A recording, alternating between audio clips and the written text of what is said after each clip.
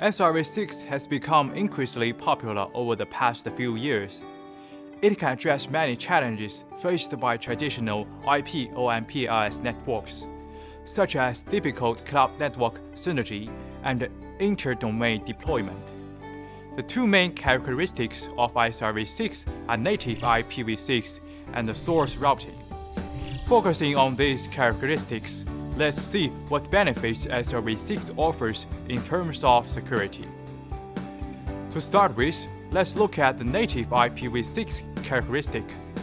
Because SRv6 is implemented based on IPv6 extensions, it inherits all the security improvements of IPv6. In contrast to IPv4, IPv6 was designed with possible security issues in mind. It migrates network layer security risks that IPv4 encounters, such as scanning attacks, broadcast storms, and fragmentation attacks. Moreover, it leverages its scalability to further improve security capabilities. While IPsec is only an optional extension protocol of IPv4, it is used as fundamental, mandatory protocol in IPv6 to achieve network security. In addition to verifying the source of IP packets, devices using IPsec can also encrypt and verify the packets to ensure that they are not modified during transmission.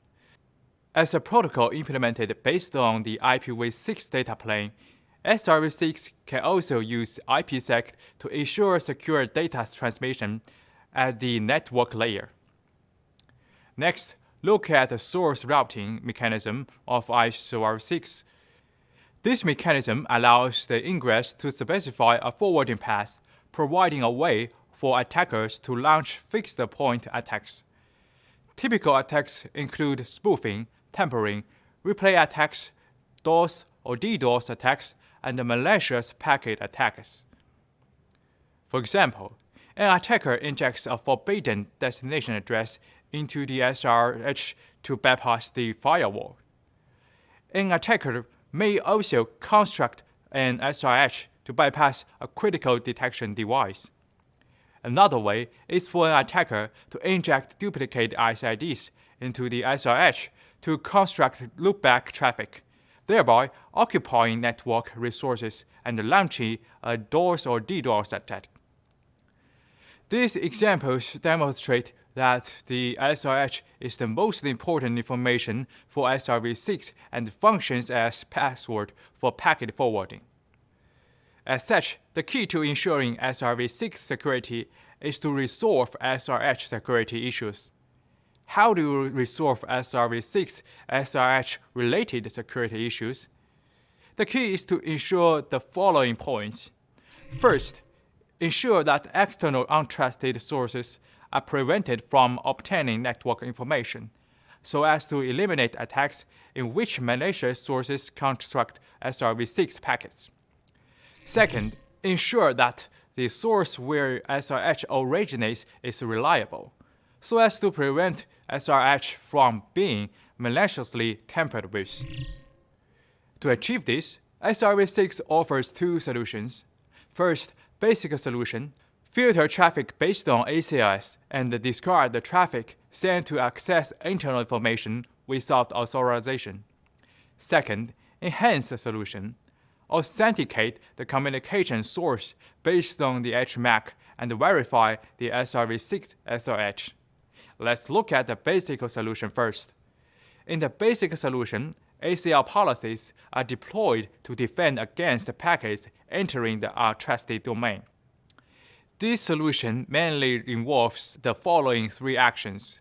First action: configure ACL rules on an external interface. In this way, if the source or destination address of a received SRv6 packet is allocated from a SID block in the SRv6 domain, the packet is discarded. This is because, in normal cases, internal SIDs should not be leaked out of the domain. If an internal SID is obtained by a device outside the domain, the packet carrying the SID is considered an attack packet. Second action: enable the evolved device to process a packet's SRh only when destination address of the packet is set to a local SID.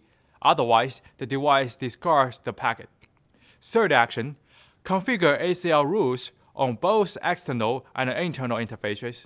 In this way, if the destination address of an SRv6 packet is a local SID, but the source address is neither an internal SID of SRv6 domain nor internal interface address of the device, the packet is discarded. This is because only internal devices can encapsulate SRv6 packets. These security policies help to some extent in ensuring SRv6 network security. In conclusion, IPsec provides a certain degree of network security assurance. Based on this, the basic and enhanced SRv6 security solutions can be used to configure ACL policies and perform HMAC verification, respectively. This helps ensure that communication source in the SRv6 domain is trusted and packets are not tampered with. It also helps guarantee the SRv6 domain security and migrate network security issues such as eavesdropping, packet tampering, spoofing, and DOS or DDoS attacks, facilitating SRv6 deployment. SRv6, as a representative IPv6 enhanced technology, can work with other technologies to further improve network or service security. For example, it can work with network slicing to ensure secure isolation between services. It can work with APN6 to achieve service awareness and attack traffic identification.